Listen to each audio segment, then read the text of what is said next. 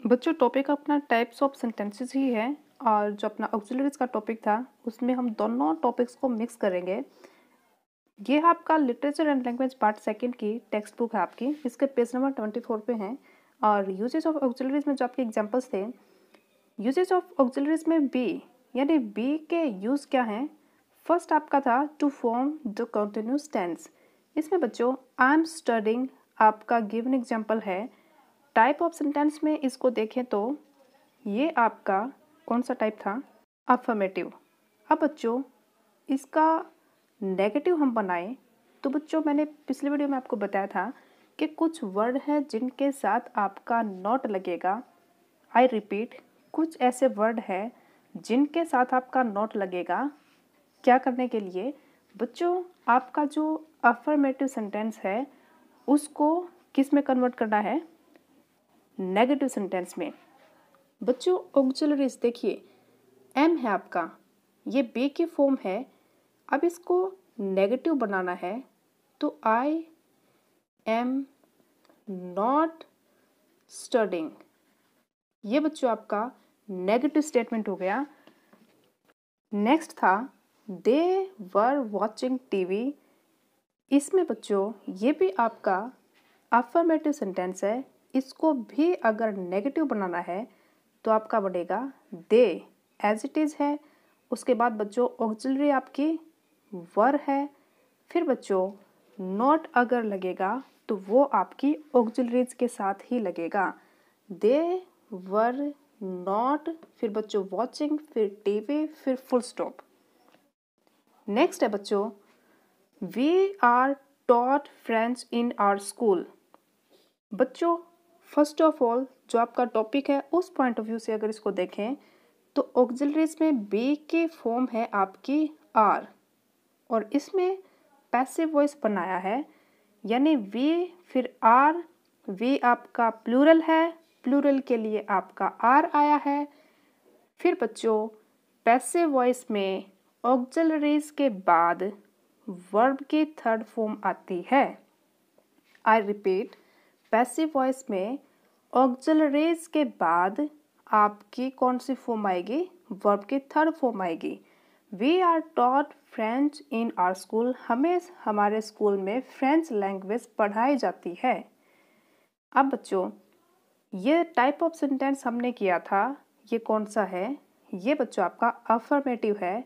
इसको अगर नेगेटिव बनाना है वही रूल आपका नोट लगेगा और नोट इनके साथ लगेगा बच्चों, आपका नोट आपका ऑक्सिलरीज के साथ लगेगा। इसके बनाएं वी आर नॉट टॉट, आगे बच्चों फ्रेंच, फिर in our school, as it is आ जाएगा आपका। उसके बाद फुल स्टॉप, जगह कम है इसलिए मैं पूरा सेंटेंस लिख नहीं पा रही।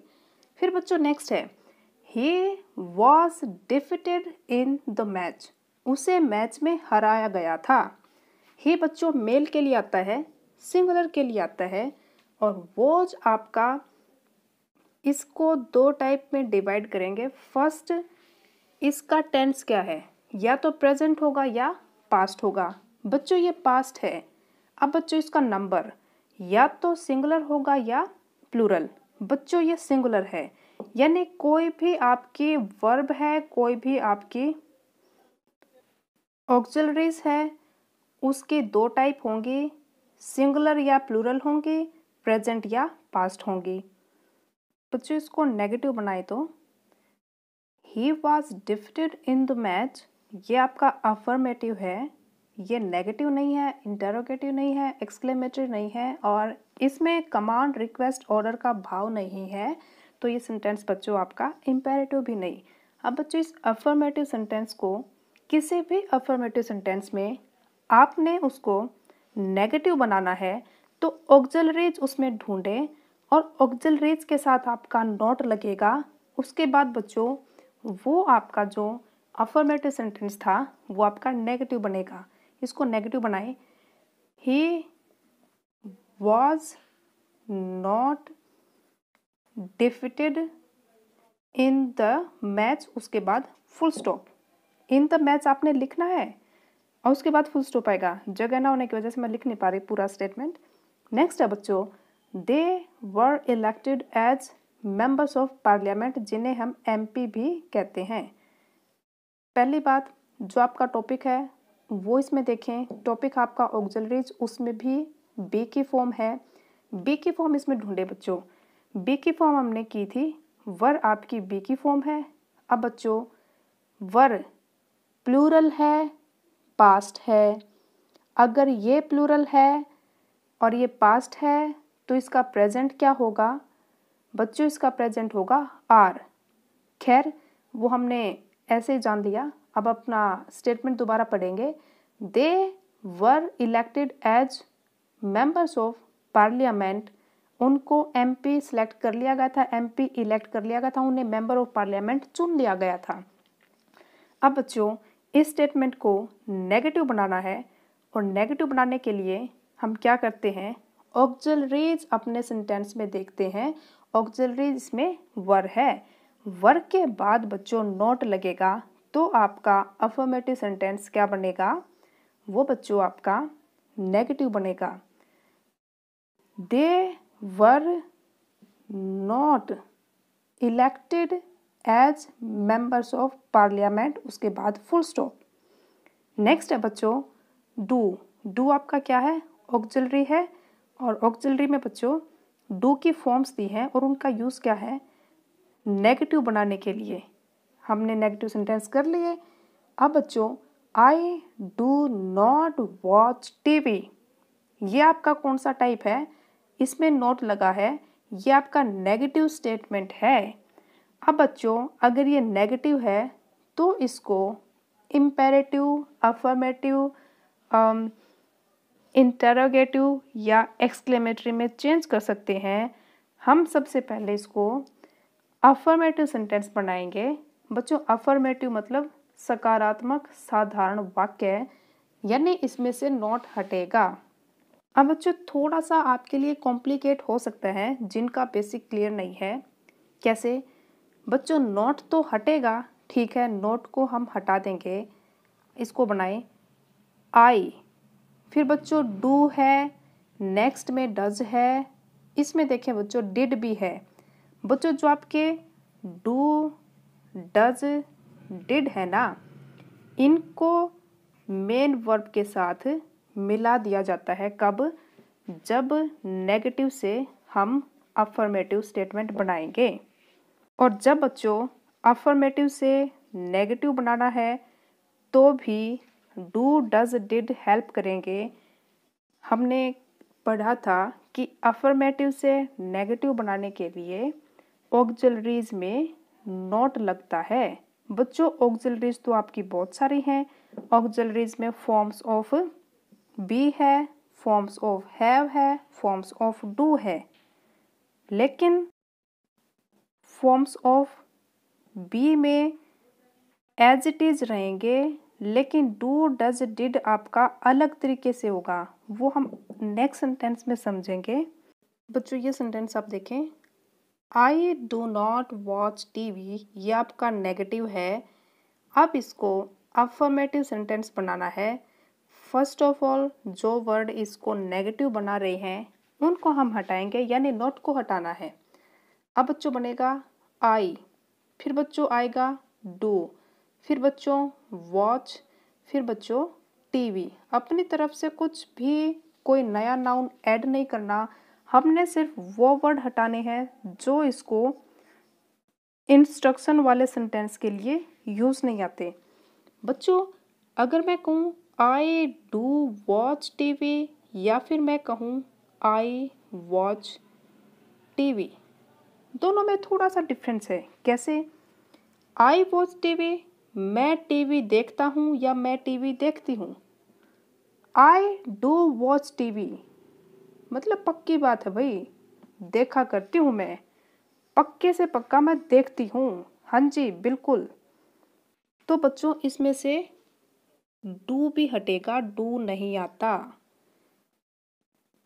नेक्स्ट है ही डज नॉट ईट मीट, वह मीट यानी मांस नहीं खाता है।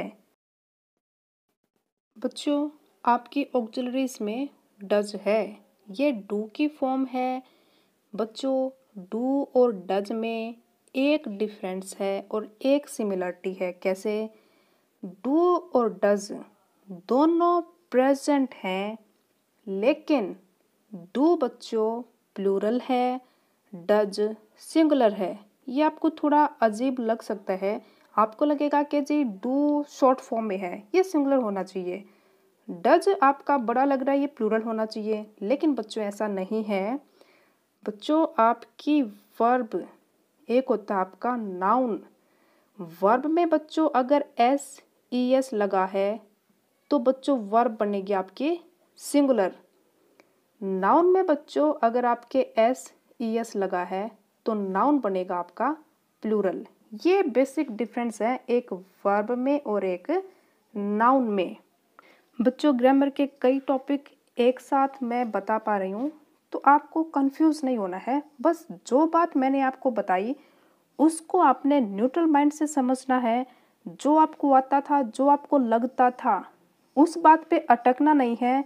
जो मैंने आपको बताया उस बात को न्यूट्रल माइंड से, खुले दिमाग से, बस खुले कानों से सुने और उसको समझें। अगर आपकी ये बात नहीं है, आपके लिए बात नहीं लग रही है, तो बच्चों वीडियो को पॉज कर सकते हैं, बाद में देख सकते हैं। जो बात आपको नहीं लगे उस बात के साथ, उस फैक्ट के साथ, उस टॉपिक के साथ बच्चों थोड़ा टाइम स्पेंड कीजिए। बच्चों एग्जाम्पल देती हूँ। ऑक्सिलरीज भी तो आपकी हेल्पिंग वर्ब है, हमने पढ़ा था। यानी ईएस वाली वर्ब, ईएस वाली हेल्पिंग वर्ब, ईएस वाली ऑक्सिलरी, ये आपकी सिंगुलर है। और बिना एस ई एस की यानी डू, ये बच्चों आपकी प्लूरल है।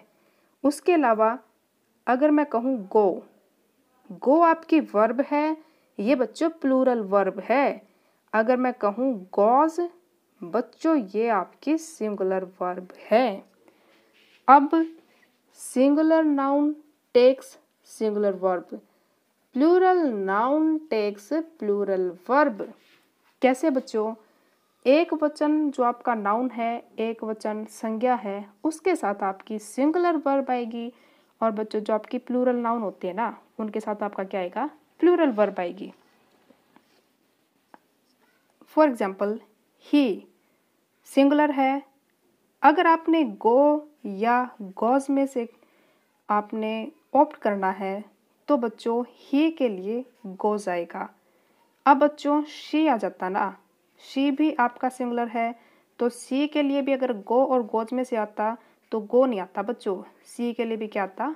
गोज। फिर बच्चों आई, आई के साथ बच्चों गो या गोज में से क्या आएगा? आपको लगेगा आई के लिए तो जी गो आना चाहिए, लेकिन बच्चों पहले हम जान ले, आई है तो एक वचन, मैं अकेली हूँ। आप अगर आई कहें, आपके लिए भी आई आया है, यानी आई वैसे तो एक इंसान को दिखाएगा, लेकिन बच्चों ये वर्ब आपकी प्लूरल लेगा। यानी आई के साथ गो, बिल्कुल सही बात है। आई के साथ गोस नहीं आता, आई के साथ गो आएगा। इसका मतलब क्या हुआ? आई आपका प्लूरल है, आई के साथ प्लूरल वर्ब आएगी। बच्चों टॉपिक थोड़ा अलग हो गया, लेकिन ये कहीं ना कहीं इसके साथ इनडायरेक्टली जुड़ा हुआ है, आपके लिए जानना जरूरी था। चलिए back to statement. He does not eat meat, बच्चों ये नेगेटिव है। और डू डज आपके फॉर्म्स ऑफ डू हैं, ऑक्सिलरीज हैं, हेल्पिंग वर्ब हैं, और इनका यूज़ क्या होता है नेगेटिव बनाने के लिए। ही डज नॉट ईट मीट, वह मांस नहीं खाता, यह आपका नेगेटिव स्टेटमेंट है। अब हमने इसको अफर्मेटिव स्टेटमेंट बनाना है। उसके लिए हम सबसे पहले वो वर्ड हटाएंगे जो इसको नेगेटिव बना रहे हैं, हम इसमें से नॉट हटाएंगे। अब बच्चों ही डज ईट मीट, ये बच गया। अब बच्चों ये जो डू डज डिड है ना, ये सीधे मेन वर्ब के लिए आते हैं। कैसे? ही डज ईट मीट अगर हमने लिख दिया मतलब वो पक्के तौर पर मीट खाता है, डेफिनेट बात है। लेकिन हमने इसको सिंपल सा, साधारण सा, सकारात्मक वाक्य बनाना है कि वो मीट खाता है। उसके लिए बच्चों ये जो ई एस है ना, एस ई एस, जो डू डज के साथ लगी हुई है, डू के साथ तो है नहीं, यानी जो ईएस है ना बच्चों, ये आपकी ईट के साथ जुड़ी हुई है, और ये एस है ना, ईट के साथ आ जाएगा। कैसे? ही, डज हटा दो, नोट तो हट ही गया, ईट है ना बच्चों, ये जो एस ईएस था ना, ईट में लगा दो। अब बच्चों एस है, डू के साथ आएगा तो ईएस आएगा, क्योंकि लास्ट में ओ है, यानी वाउल है।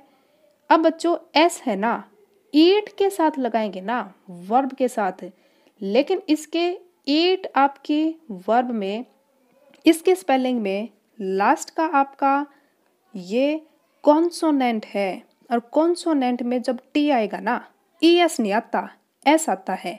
तो he eats meat and full stop. ये बच्चों आपका कैसा स्टेटमेंट है? ये आपका अफर्मेटिव स्टेटमेंट है। क्या आप मेरी बात समझ पाए? बाकी स्टेटमेंट को पढ़ के आपको बेहतर समझ आएगा, कंफ्यूज नहीं होना बच्चों। नेक्स्ट है बच्चों, I have completed the project. मैंने प्रोजेक्ट को कंप्लीट कर लिया है। ये स्टेटमेंट आपका अफर्मेटिव है, इसको आपने नेगेटिव बनाना है। तो क्या करेंगे? ऑक्सिलरीज के साथ कुछ ही पर्टिकुलर ऐसे वर्ड हैं, कुछ ही ऐसे वर्ड हैं जिनके साथ हम नोट लगाते हैं, और वो वर्ड बच्चों कौन से हैं? वो आपके ऑक्सिलरीज हैं, यानी हेल्पिंग वर्ब हैं। बच्चों इसमें ऑक्सिलरी देखें, हैव है, तो बच्चों इसको नेगेटिव बनाने के लिए ना हैव के बाद नोट लगाएंगे, तो वो बनेगा I have not completed work. मैंने अपना काम कंप्लीट नहीं किया है, और ये आपका नेगेटिव स्टेटमेंट होगा। सॉरी, कंप्लीटेड द प्रोजेक्ट है बच्चों, आपने अपनी तरफ से चेंज नहीं करना है, वर्क नहीं है तो आपने प्रोजेक्ट ही लिखना है। नेक्स्ट है, you have performed well in the exam. बच्चों ऑक्सिलरी आपकी हैव है, नेगेटिव बनाने के लिए हैव के साथ आपका नोट लगेगा। तो बच्चों इसका नेगेटिव सेंटेंस बनेगा you have not performed well in the exam, उसके बाद फुल स्टॉप। नेक्स्ट है बच्चों, he had finished the work. ये आपका अफर्मेटिव है, इसमें आपने नेगेटिव बनाना है। बच्चों ये इंस्ट्रक्शंस नहीं दी हुई, हम अलग से टॉपिक कर रहे हैं कि कोई भी स्टेटमेंट आपके सामने हो उसको पहचानना और उसको अपनी मर्जी से दूसरे टाइप के सेंटेंस में चेंज करना। He had finished the work, ये आपका अफर्मेटिव है। अब इसको नेगेटिव बनाना है, तो he had not finished the work and full stop.